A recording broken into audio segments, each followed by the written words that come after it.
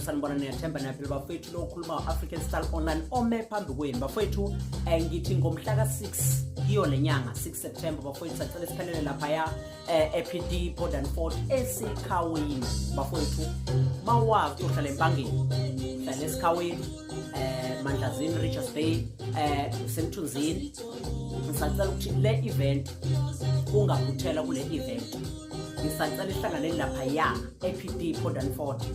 emagroundini zobe ziwa mawana zobe ikhipha ofethu African Style Online uzobe ekhona nethimba lakho bafundisa celize ngobuningi beni lapha EPD Port and Fort eSikhawini mhla ka6 ngomgqibelo ngoba sizothi nje Friday Saturday bafuna siphelele lapha nePD Port and Fort nize ngobuningi beni mawathi uhlala eSikhawini usempangeni welezani yonke indawo Richards Bay nisacela ukuthi siphelele lapha ya usemthunzini size lapha ya eSikhawini ngomhla ka6 September zobe ziwa mawana okuningi bafowethu